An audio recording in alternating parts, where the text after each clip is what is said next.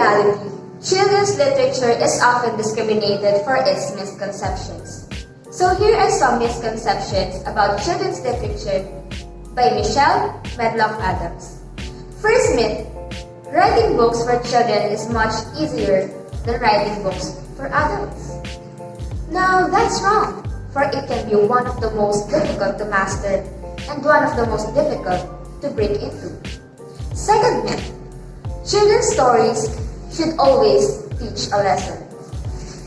Do you know that children's as well as children book editors dislike preachy books? Well, yeah, now we know. Third myth, the adults in the story should solve the problem. No, children's books are also mediums to empower a child to help their character develop. To further understand, let us define children's literature. Now, can we really define it by a sentence? For it branches after one definition to another. Collecting definitions from sources like Peter Hunt, it is about books or writing for children. In children's literature, books are focused on the child. It is a bottom-up approach, simply from the book towards the child. So how does children's literature differs from adult literature? Characteristics we can use to compare it to is the tone and the selection of words. The Champion of the World, a short story published in 1960, and Danny, the Champion of the World, published in 1975, is used to differentiate the two, to attach a reader by the text. It is evident that in children's literature, the words are altered and that it removes some ideas not suitable for children. It also uses words like we, my, and ours to connect with the readers. So after the introduction of children's literature, let's now proceed to the emergence of children's literature.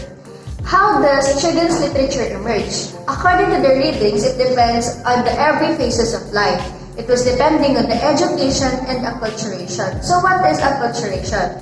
Acculturation modifies a group or individual through varying the traits of its culture. At UK, childhood occurs at 18 rather than 21, which they are expressed or exposed in the cigarette, alcohol, and other sexual interaction. But in a global market, in children's literature, it was increased because of the fashion, games, and other things that an individual has, or it was depending on the economic status they have. Okay, children's development readers have vastly different rates because there is the time wherein they are good and permissible to read a lot of books. Reading matter for a young may begin as a vehicle for education, religion, and the moral instruction or purely teaching literacy. Children's literature gradually shifted into instructive to aesthetic pleasure of entertainment. But Sullivan counters or debunks the Shabit's Western model of development in 1986 into instruction to delight. He offered the histories of the tension between imported, colonial, indigenous children's literature in Africa and the non-important English language children's literature in Ireland last 1980s. That's why it leads to the translators to have and to create more translation books into the children's lit. Also, children's literature can be educational and entertaining mode, wherein we can view the frame of preference of the children's where who gonna read the book. It's either the governmental sanction or the submersive one. What is the governmental sanction? Wherein the books includes the rules, regulations, underlying meanings about the government, while the submersive one is having attack or addressing the popular or the situation of the society where they are living in. The best example of this is the Pinocchio of having the satirical scenes or the satirical events wherein it vehicles to the expression of opposing political views during the fascist period in the 1920s and 1930s in Italy, according to Guadino 2015. Since the citizen is one of the stakeholders of the government wherein they have the right to intervene what are the books that are not going to publish. They can intervene into the two different types, which are indirect and overt manners. What is indirect? You're going to intervene the publication of a particular book into silent way or the hidden way. Where the overt manners is you can intervene against the book that can be seen by society and the underlying minor people under the government. Since German Democratic Republic was now occurred to their country, they established the ideology-driven selection of texts and censorship that constrained enterprise, which are the big censorship and didactism and ideological pressure are now prohibited to their country. Since it was precisely because their work was regarded of a high favorable condition and high social status. Therefore, translating for children's literature may conclude that ideological dimensions that requires linguistics and political finesse on the part of the translation. It means that it should be liberated to all the children what are the happening or the context that are underlying to the society and should not be pretextual material for them to understand what are the political context which the group of books or a particular book originates. The topic is developmental issues. When the children mature physically, mentally, and emotionally, they change radically in reading content. In J. Appleyard's Becoming a Reader, the experience of fiction from childhood to adulthood in 1994. He regards early childhood, for example. It is a period when the child explores their boundaries in fantasy from reality.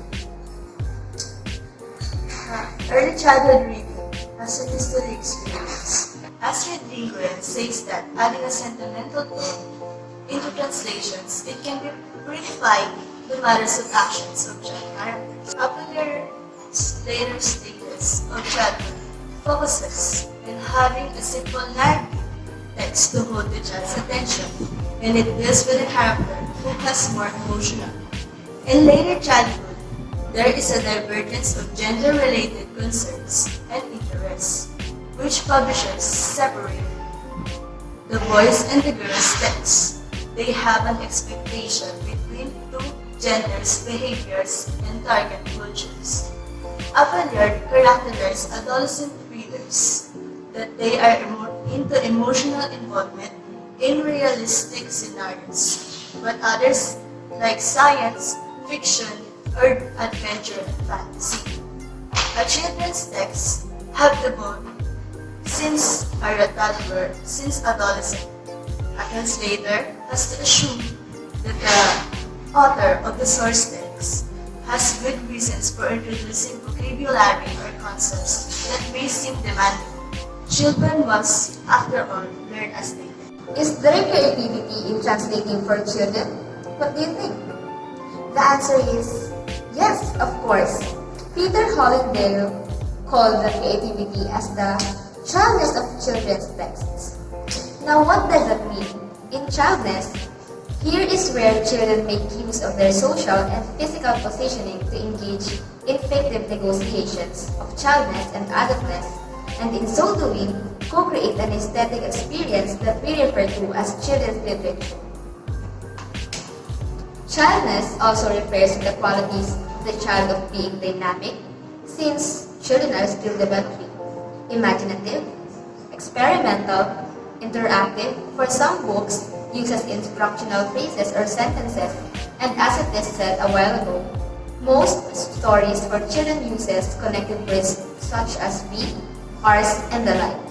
Also, one of the quality of a child is their being unstable. Unstable because just like being dynamic, it is part of being in the childhood stage. Let me just add the translating of sound.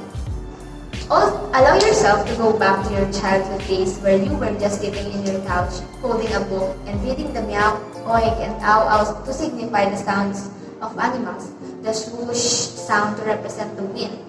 These are just mere examples to show the creativity in translating for children. Critical and theoretical interest in translation for children. Paul Hazard was one of the first to pay attention to the international exchange of children's books in Les Livres, Les Infantes, and Les Hommes in 1932. He proposed a romantic vision which wants a development of international understanding of aesthetically in books. Delia Slepmans proposed idealistic vision that sees in her autobiographical A Bridge of Children's Books in 1964. And have the children's books led to the foundation of International Board of Books for Young People, or IBBY. It global serves as a useful contact point for Translate to engage with developments in children's literature. It is when the study of children's literature, be it national or international, it is beginning to gain academic credibility. Austrian scholar Richard Bamberger said, hardly been touched upon in spite in the fact that translations, as rule, are ever greater importance in children's literature. Comparative Children Literature in 2005. Insights into narrative communication in translation for children and translation of visual text. Author translator of children's fiction into Finnish children's picture book. Author, illustrator, and academic was the foundation to the theoretical reflection because it has many sites in this volume. These two works has a valuable contribution to understanding history and poetics of children's books. So as the ending of this video, we're now proceed to the children and the translation. Finally, we're going to neglect area that children's responses when it comes to translation. According to Richard Bamberger, that he argued long time ago in 1978 that children and adults are not interested anymore of reading the translated book. However, because of the power of narratives as adventure, story, fantasies, and other genres, they are just feeling like the books were just translated or written at their own languages. Adults surprised that their favorite childhood book was, in fact, translated. However, on the other hand, the children are always seeking for the translated book, just like the Harry Potter, because it has a lot of versions. It was globally published into translated book with the help of internet. So, adults are still confused about their books or the children's book that they have read when they found out that it was in fact translated. However, on the other hand, the children are always seeking for the translated books, just like the Harry Potter, because it was consists of a lot of versions. So that they were looking for it, and via internet, they found out that a lot of translated volume of that particular book was already published. Children's all are interested in the practical involvement in translation is a natural fact of life. For many who live in a multilingual society, spoken translation is a daily occurrence, and published translation dominate reading material.